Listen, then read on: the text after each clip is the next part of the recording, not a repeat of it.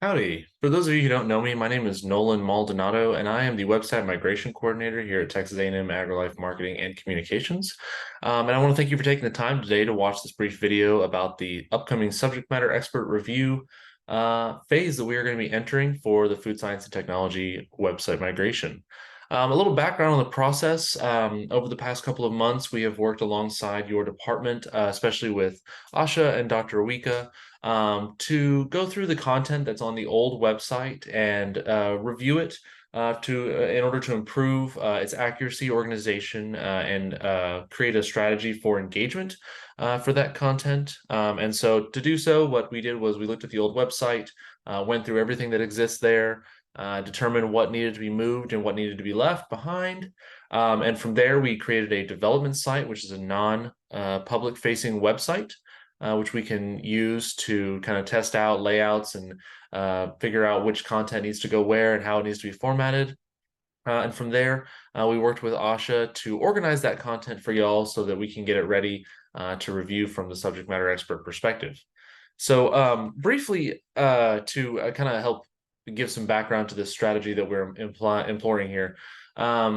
We in the past, there's been a disconnect between marketing, communications, and departments, and we want to try to bridge that gap by taking the most advantage of the skills that we have available to us in both areas, and use those to work towards a shared goal. And so what that looks like in real time with the department transitions is, on the behalf of food science and technology, what we're looking for help from for y'all is, making sure everything is accurate. Anything that's broken or outdated, getting that going to the right place. Redundant information, that might be in two places, finding ways where we can put it in one spot where our audiences can see that more readily. And then just making sure that the content is relevant and that it's effective for the audiences. And on the side of Marcom, we want to utilize our skills. We have professionals who work in what's called UX, or user experience, which is not only the functionality of a website, but sort of the psychology behind website use, knowing how people use websites and how they engage in certain kinds of content, and taking y'all's correct and accurate content and making it engaging. And on our end as well, we work on SEO on the back end, usability, readability, making sure we're meeting ADA compliance, and lastly, taking in user feedback based on our other websites, knowing how the people are interacting with our content, and optimizing the content to be most effective for them. A little bit about our team. Like I said, my name is Nolan Maldonado. I'm the migration coordinator. Any and all questions relating to the website, you can absolutely reach out to me. Asha has been our department liaison. It has been wonderful working with her. We have done a lot of work to get the website, in a good state, so that we can get moving on with the subject matter expert reviews. And lastly, and most importantly, will be the subject matter experts. So it'll be y'all who will help us get the content going, get it correct, and get it updated for the website launch. So we've broken this review process down into three parts. Like I said, the first part with the liaison review really focuses on organization. So the first thing we did was designate the subject matter experts. Obviously, this is not y'all's list, but just as an example, Asha was able to give us a list of who all knew the areas of the website. And then most importantly was Asha helping me organize the content on the website itself. So we were able to get everything put where it's supposed to go. We like to fall back, kind of on a metaphor of moving houses whenever we talk about this process. Phase one is really getting everything off the truck and put into the right room. So beds and bedrooms, couches and in living rooms, and pots and pans in the kitchen. So, but how, from here, we really want to make sure that everything is correct. So, we've got a couple of beds that we're moving into rooms, and we want to make sure that the correct bed goes in the right room. So that's where we land with phase two. So the beginning of phase two will be when you receive the email that had the link from this video. It'll also contain the Canva as well as a document about the migration process. It'll have the date. You can see here, this is the example from horticulture, but it'll have the date where the Hotjar feedback tool will close. And lastly, it'll have the links that you're responsible for. So this phase is really kicking us into kind of the nitty gritty of the content. We've organized everything, but we're going to have y'all go in and correct the words and the images on the pages and make sure that everything is accurate. And what the way we do that is by collecting feedback via Hotjar. So Hotjar is a feedback tool that's a little red banner on the side of every page. As you can see in this GIF here, the way it works is, you scroll through your page and find content that needs to be updated. In this case, the classes that he found on the page need to be updated. So he goes in, he opens up the Hotjar tool.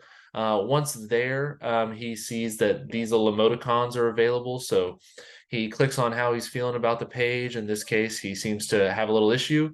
So he uses the screenshot tool in the bottom left-hand corner to select the line of text that he wants an edit on. And then he provides a very specific text feedback for us to follow up on and make the edit. So in this case, the classes are, instead of 201, 208, and 301, they're 202, 209, and 302. Lastly, they leave a name. And most importantly, they leave a contact email so that we can follow up with an email that says, hey, here's the edit you submitted. This edit has been made. Hotjar allows for unlimited feedback, so feel free to submit as many tickets as you want for as many pages as you'd like. We request that you stick to the pages that you've been assigned. We have found that it can get a little overwhelming when you start to try to go through the entire website. So the design of this process is to break it up amongst the subject matter experts so that not everybody's looking at all the pages. But if you do have concerns about other pages, feel free to leave feedback on those. Like I said, just make sure to leave an email. If you don't, we'll follow up with the subject matter expert who's assigned to that page and let them know that that edit has been requested. So from there, we'll move into a little example. So I know Hotjar can be a little daunting at first. I know it's a very new tool, especially for people who haven't worked in web a lot. So I just want to give a brief description of how to use it. So in this example, the person was tasked with reviewing the Master of Agriculture and Horticulture page. And so while scrolling through the page, they found some content that's a little outdated that needs to be updated. And so they open up their Hotjar tool. They put down that other than that, they love the page.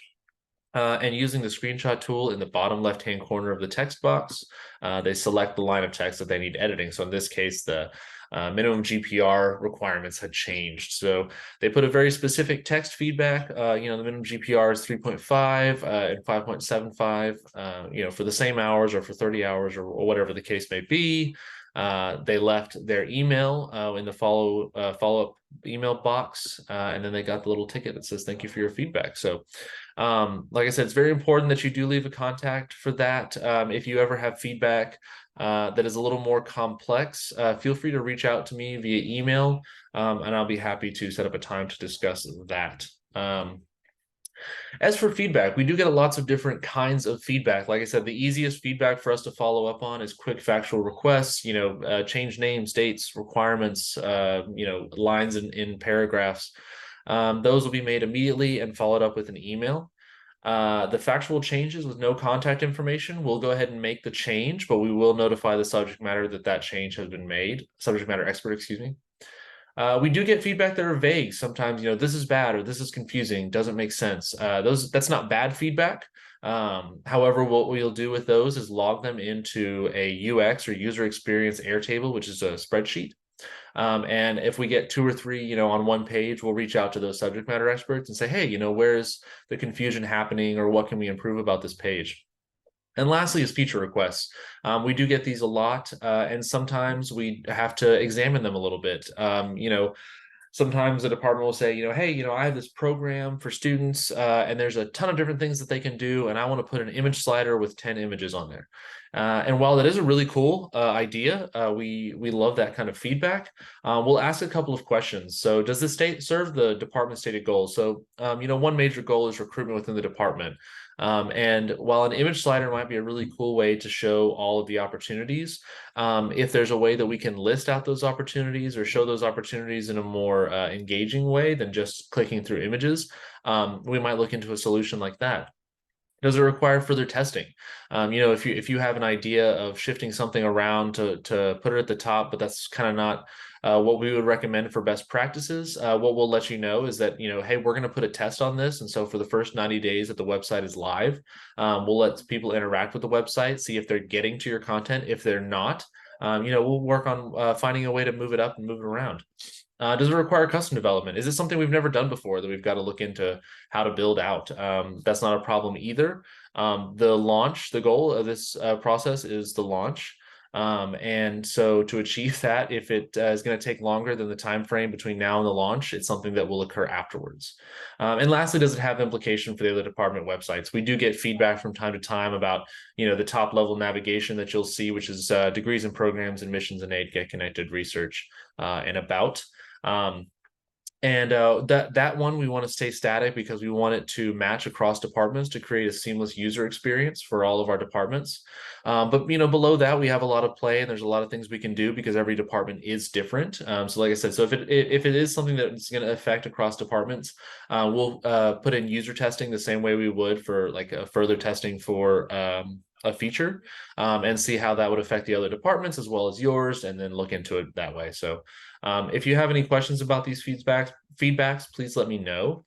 The way feedback responses work is that any and all feedback submitted during a business day up until 4 p.m., you'll receive a notification at the end of the day of all of the tickets that you submitted. So if you submit 50 tickets, that's totally fine. You won't get 50 emails. You'll get one at the end of the day with everything on it.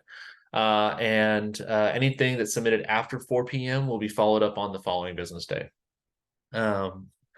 Lastly is phase 3. So like I said, when we're talking about moving the house, we've organized it, we put everything in the right rooms, we know that everything that's in the rooms are correct. And lastly, we have Marcom come in with our professionals in user experience, UI, which is another form of design principles, as well as development experts who come in and really optimize the pages, make the content as engaging as possible. Well, once we know that all the information is correct, like I said, we go in and kind of fine tune the functionality of the pages themselves. The example I always like to give is ECCB. So back when we were originally migrating ECCB, their graduate application information page was all these drop downs. And so you click on the first one and you read the details, and then you click on the second one and the first one would shut. And so if you had to go back and remind yourself what the first step was, you had to open it and then your second step closed. And it just really wasn't very usable for students who were looking for really important graduate information. It also wasn't SEO friendly because Google cannot open those and search them. So that if you searched, ECCB graduation application information, you would never get anything. And so our designers went in and created a page like you see on the right, where we have these cards that do step by step, show the students all the steps that are available. They have all the links that are necessary. They kind of break them down into a visually appealing way. And so that's the goal of phase 3, is once we know all the information on the website is correct, we can go in and optimize those layouts and page designs to make it as functional and usable as possible. So those are the 3 phases of the edits phase, if you will. I appreciate you all taking the time to do this. I know that it can be tedious to read through all the content on the page, but like I said, it's your contributions and feedback that bring the quality to the website that it needs. If you have any questions about anything, like I said, please feel free to reach out to me. The email that you received obviously has the link to this video, but it also has this Canva, as well as linked within the Canva is a document outlining the migration process. So if you have any questions about that, please feel free to see those resources as well as reach out to me. But I appreciate all of you taking the time, and I'm looking forward to working with all of you. Have a great day. Thanks.